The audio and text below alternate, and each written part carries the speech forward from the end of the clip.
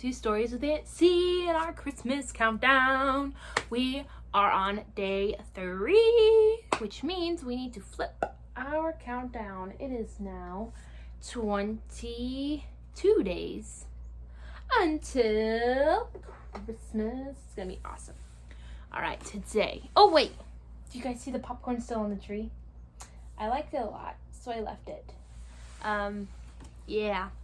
But today we're going to be reading one of my favorite stories ever. It's down here. Let me grab it.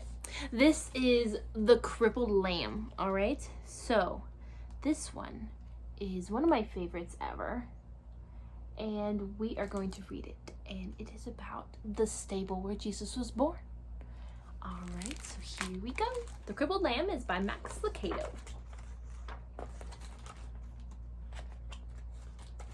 Once upon a time, in a sunny valley, there lived a little lamb named Joshua. He was white with black spots, black feet, and sad eyes. Josh felt sad when he saw the other lambs with snow-white wool and no spots. He felt sad when he saw the other sheep with their moms and dads because he didn't have a mom or dad. But he felt saddest when he saw the other lambs running and jumping because he couldn't. Josh had been born with one leg that didn't work right. He was crippled. He always limped when he walked. That's why he always watched while the other lambs ran and played. Josh felt sad and alone, except when Abigail was around. Abigail was Josh's best friend. She didn't look like a friend that a lamb would have. She was an old cow. She was brown with white blotches that looked like rain puddles on a path. Her belly was as round as a barrel, and her voice was always kind and friendly. Some of Josh's favorite hours were spent with Abigail.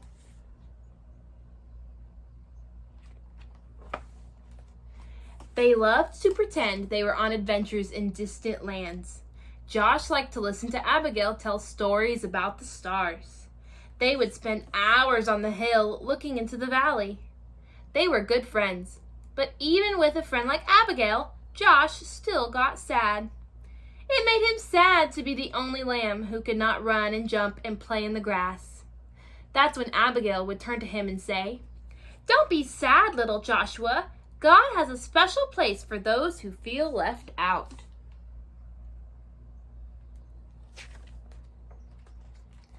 Josh wanted to believe her, but it was hard. Some days he just felt alone. He really felt alone the day the shepherds decided to take the lambs to the next valley, where there was more grass. The sheep had been in the valley so long the ground was nearly bare. All the sheep were excited when the shepherd told them they were going to a new meadow.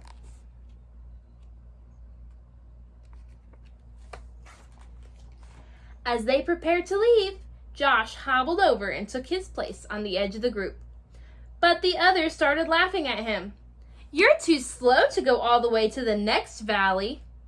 "Go away, slowpoke. We'll never get there if we have to wait on you. Go back, Joshua."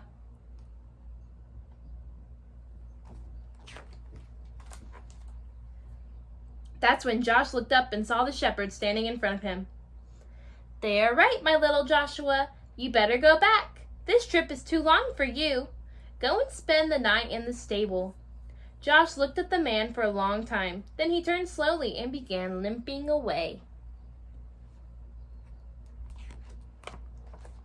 When Josh got to the top of the hill, he looked down and saw all the other sheep headed towards the green grass. Never before had he felt so left out. A big tear slipped out of his eye and rolled down his nose and fell on a rock. Just then he heard Abigail behind him, and Abigail said what she always said when Joshua felt sad. "Don't be sad, little Joshua. God has a special place for those who feel left out." Slowly, the two friends turned and walked to the stable together.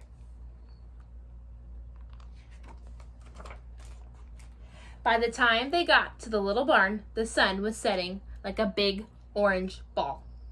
Josh and Abigail went inside and began to eat some hay out of the feed box. They were very hungry, and the hay tasted good. For a little while, Joshua forgot that he had been left behind. "Go to sleep, little friend," Abigail said after they finished eating. "You've had a hard day." Josh was tired, so he lay down in the corner on some straw and closed his eyes. He felt Abigail lie down beside him, and he was glad to have Abigail as a friend.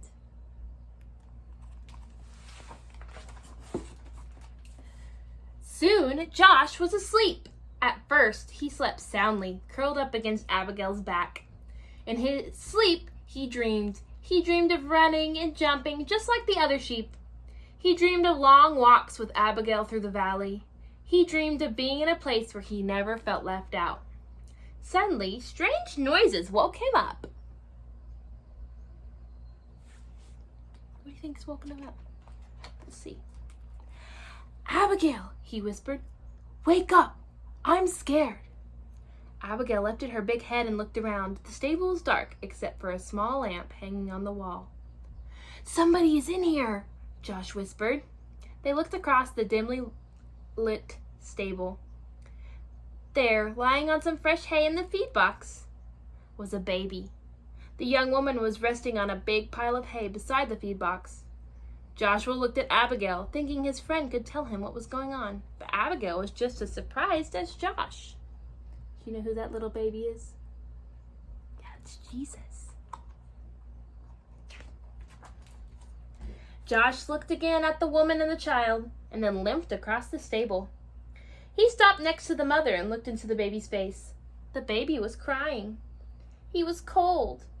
The woman picked up the baby and put him on the hay next to her. Josh looked around the stable for something to keep the baby warm. Usually there were blankets, but not tonight. The shepherds had taken them on their trip across the valley. Then Josh remembered his own soft, warm wool. Timidly, he walked over and curled up close to the baby. "Thank you, little lamb," the baby's mother said softly. And soon the little child stopped crying and went back to sleep. About that time, a man entered the stable carrying some rags. "I'm sorry, Mary," he explained. "This is all I could find." "It's okay," she answered. "The little lamb is keeping the new king warm." "A king?" Joshua looked at the baby and wondered who he might be.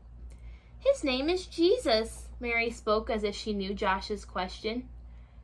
"God's son. He came from heaven to teach us about God." Just then, there was another noise at the door. It was the shepherds, the one who had left Joshua behind. Their eyes were big, and they were excited. "We saw a bright light and heard the angels," they began. Then they saw Joshua next to the baby. "Joshua, do you know who this baby is?" "He does now." It was the young mother who was speaking. She looked at Joshua and smiled. "God has heard your prayers, little lamb. This little baby is the answer."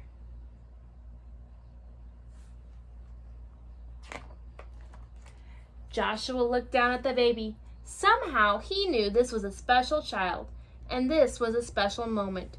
He also understood why he had been born with a crippled leg. Had he been like the other sheep, he would have been in the valley. But since he was different, he was in the stable, among the first to welcome Jesus into the world.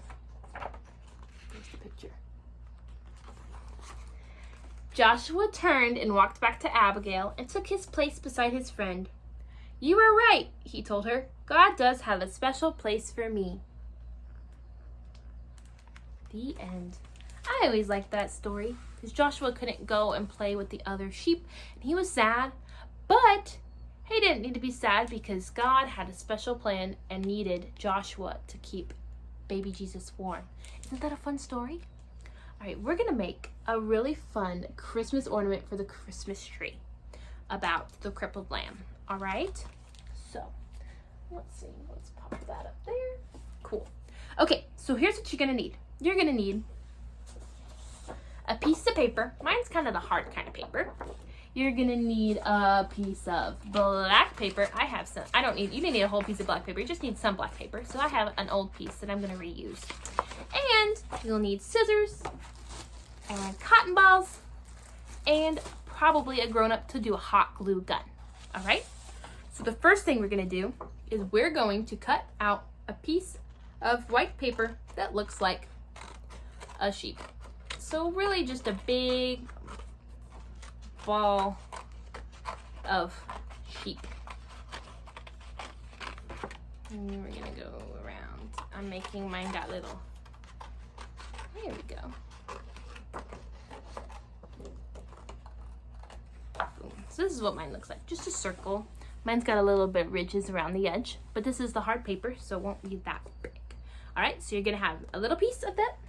Then you're gonna take your black, or if you wanna do another color, Josh had a white face, so you can do white. And you're gonna do a face. So what you're kinda gonna do is gonna do like a half circle and then 2 ears. So I'm gonna cut out another one. Get an ear. And then a half circle and another ear.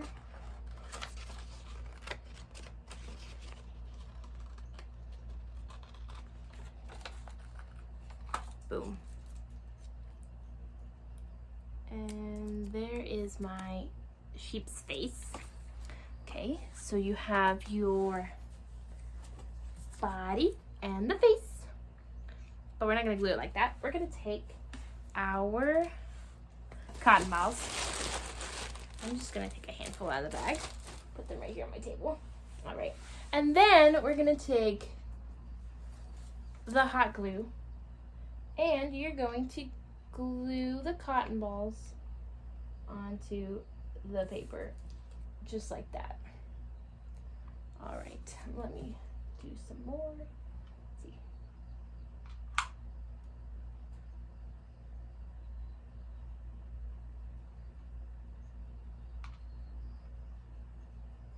Boom. And you want to cover up all of the white paper. So there's 4 cotton balls.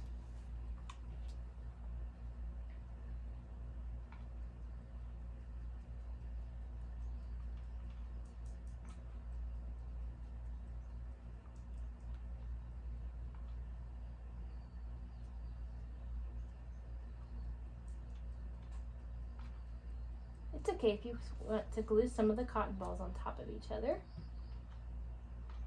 Make it a big fluffy sheep. Big fluffy sheep.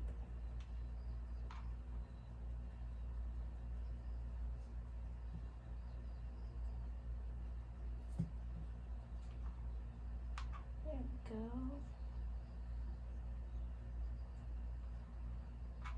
I'm running out of glue, no. Alright.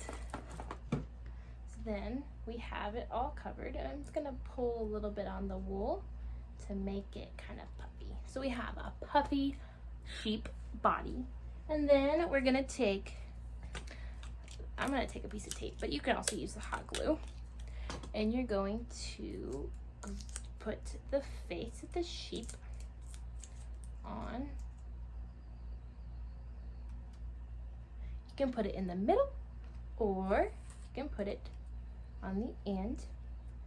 All right, and there we go. You have a sheep ornament. And you, if you want, you can make feet, little black feet, or maybe you want to use some of your cotton balls and pull them down to be legs. It is whatever you want. Here we go. And then you can put a ribbon or punch a hole, or you can just place it in your tree, just like this. Boom. And then we have our sheep ornament. All right.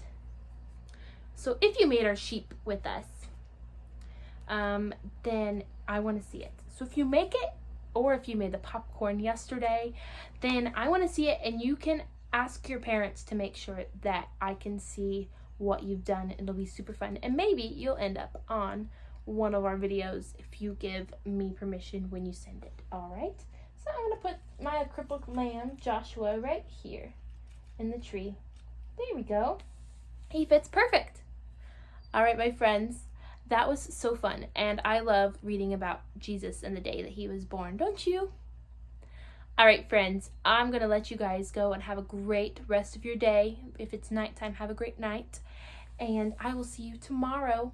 Bye!